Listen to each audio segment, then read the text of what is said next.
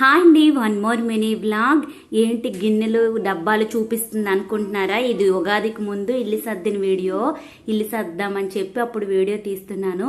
తీసేలోపు మా వారు వచ్చేసి నీకు ఎప్పుడే పని పాటు ఉండదు, పండగలని సర్దుతావు, వారం అని సర్దుతావు, నెల అని సర్దుతావు, ఎప్పుడు సర్దుకుంటూనే ఉంటావా అని చెప్పేసి ఓ 2 తిట్లు అయితే వేశారు.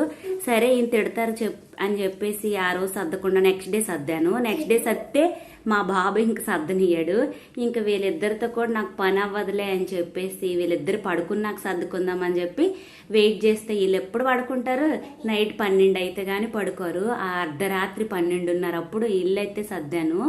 ఊరంత ఇల్లు, అగ్గిపెట్టేంత కిచెన్ నాదైతే. ఇల్లు మాత్రం చాలా పెద్దగా ఉంటుంది, కిచెన్ మాత్రం చాలా చిన్నగా అయితే ఉంటుంది. అందుకే ఇల్లు చూసుకునేటప్పుడు ఆడవాళ్ళు వెళ్తే అంటే ఇంట్లో మనకి ఏది ఎక్కడ ఉండాలి, ఏది ఎలా ఉంటే బాగుంటుంది అని. కానీ అద్దెంట్లో ఉండేటప్పుడు అన్నీ మనకు అనుకూలంగా ఉండవు కాబట్టి దేనికి తగ్గ అక్కడ అడ్జస్ట్ అయితే అయిపోవాలి. సో నాకైతే ఇది చిన్న కిచెను, నాకైతే సరిపోదు ఈ కిచెను.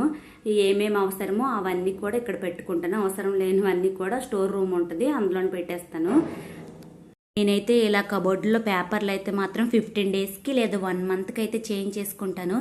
ఇంతేనా లేకపోతే ఇంతకన్నా తక్కువ టైంలోనే చేంజ్ చేసేయాలో అయితే నాకు తెలీదు.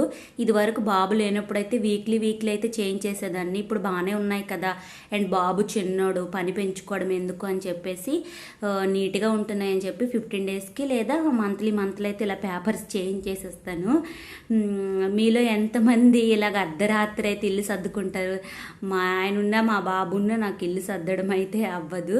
ఇలా చిన్నగా నీట్గా ఏమేమి అవసరమో కిచెన్లో నాకు ఏమేమి అవసరమో అవన్నీ పెట్టుకుంటాను.